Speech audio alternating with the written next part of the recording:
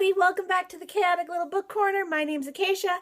Today it's warmer. Today is my mid-month May wrap-up. How did it get to be May? Like, when did that happen? So, I'm gonna link down below my Buddy Readathon, my Buddy Readathon wrap-up, because those books I did finish, and I've already put them away because I filmed the video already, but I read about close to like 1,000 pages with that Buddy-a-thon, so it was crazy, and it was actually a really great, I've discovered that for me, if there's challenges, the readathons work better, because I can give myself only a certain number of books, and I feel less stress at the end of the day, I guess is the best way to put it. I'm only going to talk about the 4 books that I finished actually prior to the readathon, to the Buddy Readathon, which was a shock. 2 of them actually were overlay from April, so they just finished this month. And then 2 of them I finished. 1 of them I finished in like a day, no problem. It was amazing. And then the other one, it took like 2 days. So Yes. First one that I want to talk about is this. This is Maps to the Other Side, and it's by Sasha Altman de Bruyne, and it is the adventures of a bipolar cartographer. I went into this really worried that it wasn't going to keep my attention and it was going to feel dry, or potentially that, because when I got my hands on it, I had thought it was something completely different when I read the description. But then so this is how they explain it on the back. Charting a course to sanity in a mad world. Part mad manifesto, part revolutionary love letter, part freight train adventure story, Maps to the Other Side is a self-reflective, shattering mirror, a twist of classic punk rock travel narrative, and a search for authenticity and connection to the lives of stranger and solidarity and limitations of underground community. This book was a really good representation of what a community can do for a person when they have no community that they feel is a normal community, and what the idea of community can do for a person with mental illness. Because I really think one of the things about this book that was so phenomenal was, one, the writing style was like, it was incredible. It was a lot of different styles of writing. It was essays, it was short story-ish, it was quick blurbs, quick thoughts. It was very fast-paced, it was very easy to read, and it was very accessible, but I don't know how accessible it would be to someone with a neurotypical brain. I'm not gonna lie. And the reason I say this is you have to be up to kind of accept some insanity in this book. It's really not written in a way that is not clearly different in the mind. So this was a beautiful depiction and a love letter in my mind to madness. It really took the idea of madness and gave it a name, it gave it a place, it gave it a home, it gave this kind of comfort level to madness where you almost feel like the madness became normal, but not in a bad way. So different and so wonderful. I'm going to do a full review on this because I'm not doing it justice in a quick blurb. And I was sent this for review. I was sent this for review by Microcosm Publishing, and I can't, it was so good. So I have this, and I have Good Trouble, which is building successful businesses and life with Asperger's syndrome. So I'm looking forward to reading that one as well, and this one, and kind of doing a dual conversation on them, because they're very different disorders, but they still both have this very ethereal other feel that the society has kind of given them. Bipolar, people seem to think that it's very beautiful and eloquent and something like sort of lovely, and it's really not. And Asperger's has become this kind of other rule-bound person, and yes, there's an element of that, but there's so much more to the autism and Asperger spectrum that we're really not taking into consideration. So those books will be separately reviewed and have their own review, but please, if you can find Maps to the Other Side, do it. Like, this is, if you ever want a depiction of what mental illness can truly feel like and how crazy and off the charts your mind can become. This is a beautiful depiction. I highly recommend it. I don't like fantasy, and this I loved, okay? So I'm not a big high fantasy person.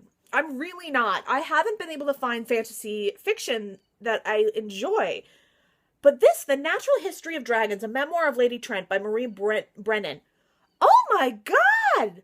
I loved this, and I am like dying to get my hands on the rest of this series now. Dying. It is this beautiful idea of what it's like to be a woman in society where you're being told you can't do something, but you can. I mean, in this memoir, it's definitely got the element that Lady Trent was lucky enough to find a man that supported her, but it was eloquent. It was wonderful. I mean, I can't begin to explain to you how excited I am to have found a fantasy series that I'm in love with like this, because it's long overdue. The dragons are kind of a subplot, actually, which is really interesting. So Lady Trent is a female scientist who goes into the dragon territory as a naturalist to try and see and witness what they are doing. In this world, though, dragons are real and completely unquestioningly real. Like, they are just what they are. They're like any other animal. So the idea of the magical there is it's such an interesting world, and it's so beautifully put together, and I found myself really wrapped up in it, and I couldn't put it down, and I was excited to get back to this world when I was reading it. And what I love, if you can see, is actually, it really doesn't show up on camera, but like up here you can kind of see a little bit. The wing goes all the way around, and it's stunning. The covers are stunning. Accessing the Future, and this is by a group of different people, but it's edited by Kathleen Allen and Digital Alad, DJIBRIL, so Digital Alad.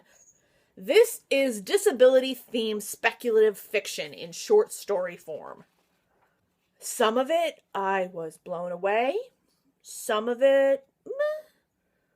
But all over, it was a really interesting concept. And I'm so glad I own this. I think this is going to be really good to go back to as I get more into sci-fi and fantasy, because I think this will make more sense to me once I get into that genre a little bit more. But right now, it was really interesting and special and different. It was like nothing else I'd ever read, and it had such an honest depiction of illness and disability.